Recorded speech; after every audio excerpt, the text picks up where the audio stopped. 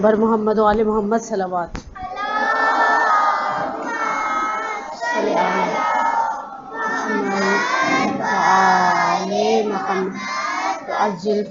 औज़ु बिल्लाहि स्समीउल अलीम मिनश शैतानिर लाइनिर रजीम। बिस्मिल्लाहिर रहमानिर रहीम।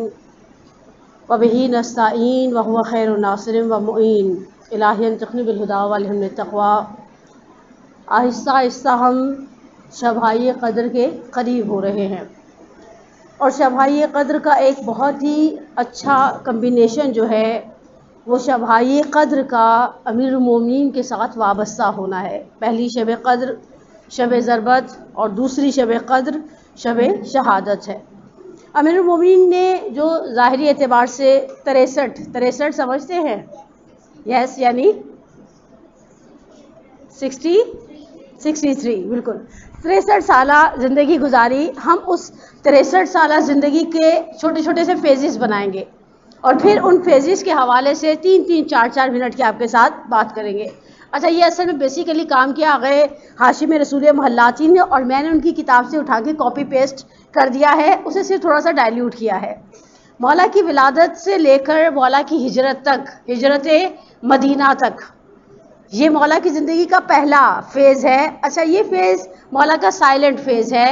इसमें दो बड़ी नुमायाँ चीज़ें हमें नज़र आती हैं जिनमें मौला का रोल है, क्योंकि ज़ाहिर बात है विलादत के बाद तो बहुत छोटा उम्र होती है और अलबत्ता विलादत के कुछ अरसे के बाद जब मौला जनाब फ़ातिमा बिन्त असद और जनाब अबू तालिब के यहाँ विलादत हुई है, उसके बाद एक फ़ेज़ ऐसा आया मक्के में कहत पड़ गया और उस कहत का नतीजा ये निकला कि चूँकि जनाब अबू तालिब की फ़ैमिली बड़ी थी और फाइनेंशियली बहुत स्ट्रॉन्ग नहीं थे, तो यहाँ पर जनाब अब्बास जो जनाब अबू तालिब के भाई थे, रसूल खुदा के चचा बनते हैं या ताया बनते हैं, उन्होंने मिलकर एक डिसीजन लिया कि हम ऐसा करते हैं कि थोड़ा सा कंट्रीब्यूट करते हैं अबू तालिब के साथ, ताकि ये जो कहत का ज़माना, कहत समझते हैं नहीं, जब बारिश कम होती है और अनाज का मुक्ता है और लोगों के पास खाने पीने की चीज़ों की कमी आ जाती है, तो इस सूरत हाल के अंदर तो जनाब अब्बास गए, उन्होंने कहा जनाब अबू तालिब से एक बच्चा आप मुझे दे दें, मैं उसे संभालता हूँ, उसके खाने पीने का इंतज़ाम करता हूँ। और रसूल खुदा ने भी अपने चचा से कहा कि एक बच्चा आप मुझे दे दें, मैं उसे संभालता हूँ। और रसूल खुदा ने अमीरुल मोमिनीन को गोया हमारे अल्फाज के हिसाब से एडॉप्ट टाइप का काम कर लिया। और उसके बाद मौला फरमाते हैं कि मैं रसूलुल्लाह के साथ इस तरह से था जैसे ऊँटनी के साथ ऊँटनी का बच्चा होता है। और ये टाइम पीरियड मौला ने बहुत साइलेंटली गुजारा। इसमें दो इम्पॉर्टेंट चीज़ें हैं जिसमें मौला का रोल बड़ी तेज़ी के साथ नज़र आता है। एक दावत ज़ुल-अशीरा है, यानी पहले 3 साल तक रसूलुल्लाह साइलेंट तबलीग करते रहे, गारे हिरा में बहुत छुप छुप के इबादत करते रहे। फिर परवरदिगार ने ऑर्डर किया कि वंज़िर अशीरतकल अक़रबीन, अपने नियरेस्ट रिलेटिव, अपने करीबी रिश्तेदारों को जमा करो और उन्हें डराओ, दावत दो। रसूल खुदा ने पहले दिन एक दुम्बा ज़िबा करवाया, अपने रिलेटिव्स को बुलाया और रिलेटिव्स को बुलाकर रसूल खुदा ने कुछ छोटी सी स्पीच की और उस स्पीच के आखिर में रसूलुल्लाह ने कमिटमेंट की, कहा फ़अय्युकुम युआज़िदुनी फ़ी हाज़ल अम्र, कौन है जो तुम सब में से मेरा बाजू बनेगा, मुझे मेरा सपोर्टर होगा। फ़इन्नहु अख़ी, वो मेरा भाई होगा, व वसी, वो मेरा वसी होगा, व खलीफ़ती मिन बादी, वो मेरा जानशीन बनेगा। तकरीबन 13 साल का सिन था, वाला खड़े हो गए और कहा अना नासिरकुम या रसूलल्लाह, मैं आपका मददगार बनूंगा। तो इसके बाद जो है वो कुरैश के मर्द बाहर निकले और जनाब अबू तालिब को ताने देते रहे कि देखो तुम्हारे भतीजे ने तुम्हें तुम्हारे ही बेटे की बात मानने का हुक्म दे दिया है। ये बड़ा फेमस किस्म का मौका है, इसे हिस्ट्री में, इस्लाम की तारीख में दावत ज़ुल-अशीरा के नाम से याद किया जाता है। अच्छा, ये याद रखें दावत ज़ुल-अशीरा के आखिर में खाना होता है, खिलाए पिलाए बगैर काम आगे नहीं बढ़ते। दूसरा बड़ा मौका है लैलतुल मबीत, मुश्किल लफ्ज़ है, शब हिजरत, जब रसूलुल्लाह के लिए एक साजिश तैयार की गई और कहा कि अगर कोई शख्स रसूलुल्लाह को कत्ल कर देता है तो बनु हाशिम तो उसे जिंदा नहीं छोड़ेंगे। तो वहाँ पर अब आगे जाफर सुबहानी का नजरिया ये कि शैतान इंसान की सूरत में आया और इसने सारे जो कुरैश के लोग जमा हुए थे उन्हें एक ओपिनियन दिया کہا اگر تم سب مل کر قتل کرو گے نا تو وہ کس کس سے جا کر قصاص کریں گے, کسے محمد کے بارے میں قتل کریں گے. تو تقریباً کچھ افراد جمع ہوئے, انہوں نے رسول اللہ کے گھر کو چاروں طرف سے گھیر لیا اور کہا کہ ہم رات کی تاریکی جب بڑھ جائے گی اور خاموشی مکے میں چھا جائے گی, ہم جائیں گے اور سب مل کر رسول اللہ کو تلواروں کی ضربتوں کے ساتھ نعوذ باللہ شہید کر دیں گے. اور رسول اللہ سورہ یاسین کی آیت پڑھتے ہوئے ان کی آنکھوں میں ہمارے الفاظ کے مطابق دھول جھونک کر باہر نکل گئے مکہ سے, اور مولا وہ پوری رات بستر رسول اللہ پر سوئے رہے. اور شاعر نے بڑے پیارے پیارے جملے کہے ہیں, اور بچپن میں ہمیں ایک شعر یاد کرایا تھا ہماری اماں نے کہ اے خدا تجھ کو ہی زیوا ہے بڑائی تیری, بے نیازی تو کسی نے بھی نہ پائی تیری, جاگنے والے کو محروم دو عالم رکھا, سونے والے سے کہا ساری خدائی تیری. اچھا وہ پوری رات سوئے رہے مولا, اور وہ رات بھی مولا کی زندگی کی سینسیٹیو ترین رات تھی. جب تھوڑا یہ لوگ حملہ کرنے کے لیے اندر آئے تو انہوں نے دیکھا اچھا مولا کی اور رسول اللہ کی فزک میں بھی فرق تھا. رسول خدا ٹال ہائٹڈ تھے, مولا متناسب قد و قامت کے تھے, اور مولا کی باڈی تھوڑی بلکی تھی. جیسے میں نے کل کس امام کے حوالے سے کہا تھا کہ ان کی بلکی باڈی تھی, امام حسن کے بارے میں تقریر امام حسن کے بارے میں تھے. بلکی باڈی ہونے کا تو میں نے امام حسن کے بارے میں نام بھی نہیں لیا.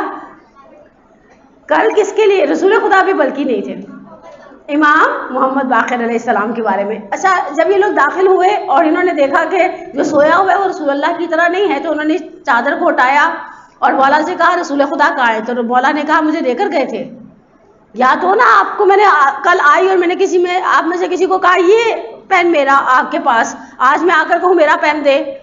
تو جسے دیا ہے اس سے تو مانگنے کا سمجھ میں آتا ہے, جسے دیا ہی نہیں اس سے مانگنے کا سمجھ میں نہیں آتا. اور اس کے بعد بہرحال وہ لیلۃ المبیت سب سے فیمس ٹائم پیریڈ ہے مولا کی زندگی کے فیمس ٹائم پیریڈز میں سے ہے, جسے شب ہجرت کہا جاتا ہے. اس کے بعد رسول خدا کی امانتوں کو واپس کر کے, مکے میں جو مشرکین کی امانتیں تھیں رسول خدا کے پاس, اور چھوٹے موٹے کام نمٹا کر مولا خواتم کو لے کر مکہ سے مدینہ کی طرف گئے. یہاں ایک بڑا پیارا سا ٹرننگ پوائنٹ ہے, یہ مجھے بڑا اچھا لگتا ہے. ویسے یہ فضائل کے باب میں پڑھتی ہوں میں نارملی. مولا کے پاس فاطمہ بنت اسد تھی, ان کی اپنی امی جان فاطمہ بنت پیامبر تھی جو ایک بہت چھوٹی سی کم سن لڑکی تھی, اور فاطمہ بنت زبیر ہے ظاہراً, اور انہیں خواتم کہا جاتا ہے, فاطمہ کی جمع. اور انہوں نے رسول مولا نے ان لوگوں کو اونٹوں پر بٹھایا اور خود امیر المومنین گھوڑے پر سوار تھے. بقول ہمارے استاد کے مکے سے جب باہر نکلنے لگے تو ہر سوسائٹی کے اندر کچھ لوگ ہوتے ہیں جن کی ذہنیت بڑی گندی ہوتی ہے, جنہیں ڈرٹی مائنڈ پیپل کہا جاتا ہے. اب یہاں پر انہوں نے سوچا رسول اللہ تو چلو ہاتھ سے نکل گئے, رسول کی بیٹی مکے میں ہے, اور کتنا ہی اچھا ہم رسول کی بیٹی کو گھیر لیں اور رسول کی بیٹی کو کے ذریعے رسول خدا کو بلیک میل کریں کہ بیک ٹو ہوم لینڈ واپس مکے آئیں اور ہم آپ کے ساتھ لڑائیاں کریں, جنگیں لڑیں. تو کچھ لوگ ایسے تھے جو نامناسب ذہنیت رکھتے تھے. جب مولا خواتین کو لے کر مکے سے باہر نکلے تو انہوں نے ان ناکے کو گھیر لیا جس ناکے پہ جناب سیدہ بیٹھی ہوئی تھی. مولا نے بہرحال تلوار نکالی اور مولا تھوڑا جسے کہ نا مولا ویسے بھی ایکٹیو تھے, بہادر تھے, شجاع تھے, اور یہاں پر کوئی قتل و غارت نہیں ہوئی. لیکن وہ لوگ واپس چلے گئے اور جناب سیدہ سے آ کر مولا نے پوچھا کہ بنت پیامبر آپ خوفزدہ تو نہیں ہوئی؟ تو بقول ہمارے استاد کے جناب سیدہ نے ناقے سے آواز دے کر کہا جس کے ساتھ آپ ہوں وہ کوئی خوفزدہ تھوڑی ہوگا, اور ہونا بھی نہیں چاہیے تھا نا. رسول نے ایسا جسے کہ محافظ بنا کر بھیجا تھا. لیلۃ المبیت اور ہجرت پر مولا کی زندگی کا پہلا فیز ختم ہو جاتا ہے. اب دوسرا فیز شروع ہوتا ہے ہجرت مدینہ سے لے کر شہادت رسول خدا تک. سوال کر سکتی ہوں؟ بولے ہماری مرضی, ہمارے دل چاہے گا ہم جواب دیں گے, نہیں دل چاہے گا. میں رات کو لٹرلی روحانسی ہو گئی. بعض بچے بالکل بھی رسپانس نہیں کرتے, آپ لوگ ایسے نہیں ہیں. اور یہ وہ تعریف نہیں جو کسی کے منہ پر کی جاتی ہے, وہ تعریف ہے جو میں نے رات میں بیٹھ کر آپ لوگوں کی فضیلت میں کی کہ نہیں بچے رسپانس دیتے ہیں. یہ کتنے سال بنتے ہیں؟ اوکے میں ابھی کوئی جواب نہیں مانگ رہی, آگے چلتے ہیں. ٹھیک ہے, اب ہجرت سے لے کر شہادت رسول خدا تک یہ مولا کی زندگی کا پیک ٹائم پیریڈ ہے. اس میں مولا کی شادی ہے, اس میں مولا کے ماشاءاللہ 5 عدد بچے ہیں, جس میں سے 5 بچے کی شہادت ولادت سے پہلے ہی ہو گئی اس بچے کی, جناب محسن کی. اس میں جنگیں ہیں, اس میں بہت کچھ ہے, اس میں بہت کچھ ہے, اس میں بہت کچھ ہے. یعنی یہی وہ سلاٹ ہے مولا کی زندگی کا, یہی وہ حصہ ہے جو ہمارے ممبر سے بار بار بیان کیا جاتا ہے. مثلا رسول خدا کی سوائے ایک غزوہ تبوک کے, غزوہ تبوک بھی ایک ایسی جنگ تھی جو لڑے بغیر مسلمان واپس آ گئے. وہ روم, یعنی روم کہتے ہیں بیسیکلی یورپ کو, روم کی سرحدوں سے واپس آ گئے. اس کے علاوہ جتنے غزوات ہیں جن میں رسول اللہ نے پارٹیسپیٹ کیا ہے، ان غزوات میں رسول اللہ کے ساتھ جو ایک وہ جسے کہ نا سپہ سالار دوسرا اسٹینڈ بائی پرسن ہے، وہ امیر المومنین ہے۔ اور غزوہ تبوک کے حوالے سے بھی، کیونکہ جب رسول خدا جنگ لڑنے کے لیے جاتے تھے تو سارے جو جوان مرد ہوتے تھے نا، جن کے اندر ہمت، طاقت اور صحت ہوتی تھی، انہیں لے کر ساتھ جنگ لڑنے جایا کرتے تھے۔ لیکن غزوہ تبوک چونکہ بہت دور جا کر مدینے سے لڑنا تھا، اور پیچھے منافقین نے سوچا کہ مدینے میں کون رہ جائے گا، بیمار، عورتیں، بچے اور بوڑھے، اور یہ وقت ہوگا کہ جب ہم اسلام کو ختم کر سکتے ہیں۔ رسول اللہ بھی چلے جائیں گے، مولا بھی چلے جائیں گے، بڑے بڑے سارے چہرے چلے جائیں گے۔ رسول خدا نے تبوک کا لشکر تیار کر لیا، اور تبوک کا لشکر مدینے سے باہر دروازے پر، جیسے ہوتا ہے نا ہم لوگ بعض اوقات پکنک پر بڑے پلیٹ فارم کے ساتھ جا رہے ہوتے ہیں تو ہم کہتے ہیں آپ سب یہاں جمع ہو جائے گا۔ جماعت کی قبرستان کی بسیں کہاں سے چلتی ہیں؟ بعض اوقات بوجھانی ہال ٹائپ کی جگہ سے۔ ایسے رسول کا لشکر جمع ہو رہا تھا مدینے کے دروازے پر۔ وہ منافقین نے جب دیکھا کہ جو رسول خدا کسی بھی ایونٹ پر مولا کو ڈراپ کر کر نہیں جاتے تھے، چھوڑ کر نہیں جاتے تھے، وہ سب کے سب جب دیکھا مولا گھر کے اندر ہے اور شہر کے اندر ہے، انہوں نے جا کر مولا کو کرٹیسائز کرنا شروع کیا، ہمارے الفاظ میں تانے دینے شروع کیے، اور کہا کہ اب اللہ کے رسول کو آپ پر بھروسہ نہیں رہا ہے کہ تبوک لڑنے جا رہے ہیں، آپ کو ساتھ نہیں لے کر جا رہے ہیں۔ اور یہ اس بات نے مولا کو ہرٹ کیا۔ دیکھیے اہل بیت کے اندر سینٹیمنٹس تھے، سینٹیمنٹ سے زیادہ جو چیز تھی وہ سینٹیمنٹس کا کنٹرول تھا۔ جیسے آپ کو غصہ آتا ہے، جیسے آپ ہرٹ ہوتے ہیں، جیسے میں ہرٹ ہوتی ہوں، مجھے غصہ آتا ہے، ویسے ان کو بھی آتا تھا۔ سورہ کہف کی آخری آیت کہتی ہے قل انما انا بشر مثلکم الا یوحی الی، کہہ دو میں تمہارے جیسا ایک انسان ہوں، میرے اور تمہارے درمیان فرق وہی کا فرق ہے۔ اب مولا گھوڑے پر بیٹھے، ذرا اسپیڈی قسم کے گھوڑے پر، اور دیکھا بھی مسلمانوں کا لشکر مدینے کے دروازے پر کھڑا ہے، جا کر رسول اللہ جو اونٹ پر بیٹھے ہوئے تھے ان کے ناقے کے قریب کھڑے ہو کر کہا یا رسول اللہ، آپ مجھے مدینے میں بوڑھوں، عورتوں، بچوں اور بیماروں کے پاس چھوڑ کے جا رہے ہیں۔ رسول اللہ کو احساس ہو گیا کہ مولا ہرٹ ہو گئے ہیں، مولا کی فیلنگز ہرٹ ہو گئی ہیں۔ رسول خدا نے ایک بڑا ہی پیارا جملہ کہا جسے حدیث منزلت کہا جاتا ہے، کہا یا علی انت لا ترضى انت منی بمنزلت ہارون من موسیٰ الا اللہ نبی بعدی، کیا تم اس بات پہ راضی نہیں ہو کہ تمہیں مجھ سے وہی نسبت ہے جو ہارون کو موسیٰ سے تھی؟ اچھا یاد رکھیں ہارون موسیٰ کے بڑے بھائی تھے، مولا رسول اللہ سے کتنا چھوٹے تھے۔ یہی سے پتہ، یہ سب سے اچھی ٹیکنیک ہوتے ہیں ہمارے استاد کیا کرتے تھے، بات کرتے کرتے ایک دم سوال کرتے تھے، اور ہمیں ان کی، حالانکہ وہ ہمارے پردے کے پیچھے سے پڑھانے والے میل ٹیچر تھے، اور ہم کبھی کبھی کہنا نہیں چاہیے 30 سال پرانی سے ہی، لیکن ہم بیٹھ کے بیچ بھی کھایا کرتے تھے، اور ہم نے بیگ میں جو چیزیں رکھی ہوتی تھیں، کیونکہ ٹیچر کو تو ہم نظر نہیں آ رہے تھے، لیکن انہیں پردے کے پیچھے سے ہمیں کنٹرول کرنے کا آرٹ آتا تھا۔ مولا میں اور رسول خدا میں کتنا ایج ڈفرینس تھا، ایکسیلنٹ۔ کون پڑھا تھا؟ رسول اللہ۔ لیکن ہارون اور موسیٰ میں کون بڑے تھے؟ ہارون۔ موسیٰ ہارون سے 10 سال چھوٹے تھے۔ اچھا حدیث منزلت کو بیان کیا، مولا کو ذرا سیٹسفیکشن دی، مولا کو کہا جاؤ واپس گھر جاؤ، اور یہ غزوہ تبوک بھی مسلمان لڑے بغیر بیچارے واپس آ گئے تھے، روم کی سرحدوں پر گئے، اس کے بعد یہ جنگ لڑی نہیں گئی اور مولا واپس آ گئے۔ اس سلاٹ کے اندر جو ہجرت سے لے کر شہادت رسول اللہ کا ہے، میں صرف ایک تبرکن حدیث پڑھوں گی اور تیسرے حصے کی طرف چلی جاؤں گی۔ سب سے پیاری جو مجھے حدیثوں میں سے، بعض حدیثیں بڑی خوبصورت ہوتی ہیں، میٹھی ہوتی ہیں، ان کی مٹھاس آپ سارا دن اپنی روح کی زبان پر محسوس کرتے ہیں۔ جس طرح کبھی کبھی آپ نے سحری میں کوئی بہت ایسی چیز کھائی ہو نا، سارا دن ذائقہ رہتا ہے، اسی طرح انسان کے ذائقے، میری جان، یہ بچوں کو یہ بھی پتا ہے کہ سولجر بازار میں سب سے اچھے کباب پراٹھے کے رول کہاں سے ملتے ہیں۔ اسی طرح سے روایات کے ذائقے بھی جسے کہنا باقی رہتے ہیں، اور ان روایات میں سے ایک روایت بڑی خوبصورت ہے، وہ روایت ہے جنگ خندق کی۔ جنگ خندق ماہ مبارک رمضان میں لڑی جانے والی جنگ ہے۔ جنگ خندق کی، خندق ماہ مبارک رمضان میں کھودی جانے والی خندق ہے۔ اصل میں جب مسلمان حملہ کرنے لگے تھے، کافر حملہ کرنے لگے تھے، رسول اللہ کو وہی ہوئی کہ سب کے ساتھ اوپینین لو، سارے کمپینین، سارے صحابہ کو بٹھایا، رسول اللہ نے کہا کہ دشمنان اسلام حملہ کرنا چاہتے ہیں، تم لوگوں کی رائے کیا ہے؟ ہر کسی نے اپنی رائے دی۔ سلمان نے کہا کہ ہم جب فارس میں ایران کی سائڈ پر جنگ لڑنا چاہتے ہیں نا، تو ہم اپنے پورے شہر کو ایسے پروٹیکٹ کر لیتے ہیں، شہر کے اطراف میں ایک بڑا سا ہر طرف ایک خندق کھود دیتے ہیں، گڑھا کھود دیتے ہیں، اس سے دشمن باہر سے اندر نہیں آ سکتا۔ اس کے پاس لمیٹڈ کھانے پینے کا سامان ہوتا ہے، ہم اپنے ہوم ٹاؤن میں ہوتے ہیں، ہمارے پاس سب کچھ ہوتا ہے، اور آخرکار وہ پسپا ہو کر واپس چلا جاتا ہے۔ رسول اللہ کو آئیڈیا اچھا لگا، رسول اللہ نے پوری اطراف مدینہ میں خندق کھدوائی اور خندق کی چوڑائی اتنی رکھی کہ گھوڑا دوسری یعنی خندق کو کراس نہ کر سکے اور مدینے کے باہر سے مدینے میں داخل نہ ہو سکے۔ خیر مسلمانوں نے ایز یوزل ایک جگہ پر خندق کی چوڑائی کم رکھی، ادھر عمر ابن عبدود بھی ایسا سیانہ تھا کہ اس نے پوری خندق کو وزٹ کیا، وہاں پر اس نے جج کر لیا یہاں چوڑائی کم ہے، اس نے اپنے گھوڑے پر جمپ ماری اور باہر اندر مدینے کے آ گیا۔ جب وہ مدینے میں داخل ہوا تو رسول اللہ ایک ٹینٹ کے اندر بیٹھے ہوئے تھے، خیمے کے اندر بیٹھے ہوئے تھے، اور آ کر کہتا ہے حل من مبارز، کوئی ہے جو میرے مقابلے میں آئے؟ اچھا وہ بڑا جسے کہ نا جگری کے ساتھ لڑنے والا بڑا بہادر انسان تھا، بعض جگہ پر تاریخوں میں ہے 1000 سواروں کا مقابلہ کر لیتا تھا، اب کیسے کرتا تھا مجھے خود بھی نہیں پتا، میرے لیے بھی بڑا سوالیہ نشان ہے، لیکن بہرحال اس نے آ کر جب پہلی مرتبہ کہا حل من مبارز کی آواز بلند کی، مسلمانوں کا بیچاروں کا دل میری طرح کانپ گیا، مجھے بھی کوئی آگے آواز دے تو میں کہوں گی میرے میں ہمت نہیں ہے۔ پھر یہاں پر مولا کھڑے ہوئے، پہلی دفعہ کھڑے ہوئے رسول خدا نے بٹھایا، پھر کھڑے ہوئے، پھر بٹھایا، پھر کھڑے ہوئے، پھر رسول اللہ کے خیمے سے مولا باہر نکلے، اور پہلی مرتبہ جب دونوں کی آپس میں ہاتھا پائی ہوئی نا تو مٹی ہوتی تھی نا وہاں تو صحرا تھا، وہ اتنی مٹی اڑی کہ مسلمانوں کو پتہ ہی نہیں چلا کہ ہوا کیا ہے۔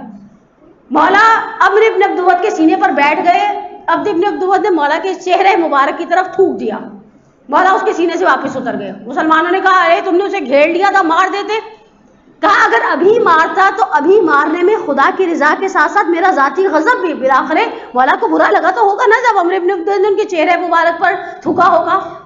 اس کے بعد دوبارہ لڑائی شروع ہوئی، دوبارہ جب غبار تھما تو دیکھا کہ مولا نے عمرو ابن عبدود کو واصل جہنم کر دیا ہے۔ یہاں رسول اللہ کا ایک جملہ ہے جو بہت پیارا اور بہت میٹھا ہے کہ ضربت علی یوم الخندق افضل من عبادت ثقلین، یہ جو ایک ضربت ہے نا علی کی خندق کے دن، یہ عبادت ثقلین پوری دنیا کے دونوں جہانوں کی عبادتوں سے افضل ہے۔ جب چھٹے امام اپنے جد کے اس جملے کو نقل کرتے ہیں تو کہتے ہیں وہ انا من الثقلین، میں بھی ثقلین کا ایک حصہ ہوں، یعنی میری عبادت بھی میرے جد کی اس ضربت کے یعنی اندر جاتی ہے، اور میرے جد کی ضربت کا ثواب میری زندگی کی عبادت سے بھی زیادہ افضل ہے۔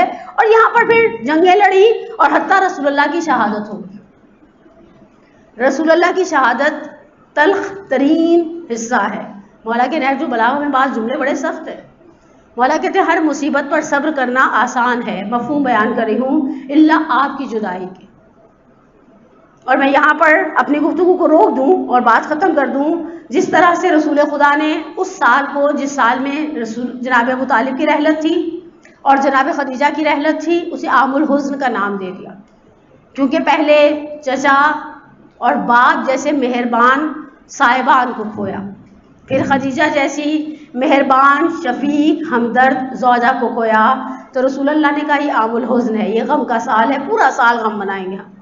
میں مولا سے صرف ایک جملہ کہوں، میری بساط نہیں ہے کہ میں مولا سے کچھ کہہ سکوں، لیکن بہرحال اہل بیت کے چاہنے والے تو ہیں، ہم شیعہ ہیں نہیں ہیں وہ ایک الگ بحث ہے۔ میں مولا سے کہوں مولا 11 ہجری کو عام الحزن کا نام دے دیں۔ پہلے آپ نے 11 ہجری 28 صفر کو رسول اللہ کو پیراہن پر سے غسل دیا، اس عالم میں غسل دیا کہ مولا کے ساتھ ابن عباس کھڑے تھے، ابن عباس کی آنکھوں پر پٹی بندھی ہوئی تھی، مولا رسول خدا کے جسم کو ہلاتے تھے، ابن عباس کی مدد سے پانی ڈالتے تھے، اور جیسے ہی غسل مکمل ہو گیا اور پھر مولا نے اس پیراہن کو یعنی کفن پہنایا، اور یہ ٹیکنیکلی ہوتا ہے، بہت بڑا کام نہیں ہے یہ، غسل کے دوران اس طرح سے نارملی سطر کا بھی جو کپڑا رکھا جاتا ہے اس طرح سے اسے بدلا جاتا ہے کہ کفن بھی پہنا دیا جائے اور انسان کی سامنے والے کے جسم پر نگاہ بھی نہ پڑے۔ اس پیراہن کو رسول خدا کی یادگار کے طور پر خوش کر کے مولا گھر لے آئے۔ اب یہاں پر آ گئے عابد عسکری صاحب کی کتاب کا جملہ ہے جسے مرحوم نقن علی اللہ مقامہ نے بیان کیا، گھر لے آئے پیراہن کو اور یادگار کے طور پر اپنے پاس رکھا، جیسے ہم اپنے اقربا کی اور چھٹ جانے والوں کی بچھڑ جانے والوں کی یادیں رکھتے ہیں۔ شہادت سید کونین سے کچھ دن پہلے 2 یا 3 دن پہلے شہزادی کونین نے مولا سے کہا ابوالحسن میں جانتی ہوں میرے بابا کے پیراہن آپ کے پاس ہے، میری ایک چھوٹی سی خواہش ہے آپ مجھے تھوڑی دیر کے لیے میرے بابا کا وہ پیراہن دے دیں۔ مولا نے ابا کیا، ابا کرنا مثلا بہت ریسپیکٹ کے ساتھ کسی کام کو ایوائڈ کرنا، اس لیے کہ مولا نہیں چاہتے جناب سیدہ وہ پیراہن دیکھیں، وہ کپڑے دیکھیں اپنے ابا کے، پھر روئیں، پھر پریشان ہو. پہلے اتنی بیمار ہیں، فاطمہ اتنا روتی ہیں، آنکھ کے آنسو خشک نہیں ہوتے. سیدہ کا اصرار بڑھا، سیدہ کو لا کر رسول خدا کا پیراہن دے دیا. شہزادی نے اس پیراہن کو شانوں سے اٹھایا. آپ نے دیکھا وہ جو عرب پہنتے ہیں جسے دشداشا یا اردو میں جبہ کہتے ہیں، وہ جو شولڈر سے لے کر ٹوس تک آتا ہے. صرف ایک جملہ کہا، بابا پیراہن ہے، آپ نہیں، آپ نہیں. میں نے بات مکمل کر دی. اگلا جملہ سنیں گی، بہت ہی عجیب سا جملہ ہے. فغشہ، بے ہوش ہو گئی. صرف یہ جملہ تھا فاطمہ کے منہ پر، بابا پیراہن ہے، اس میں آپ کی خوشبو بھی ہے، آپ نہیں.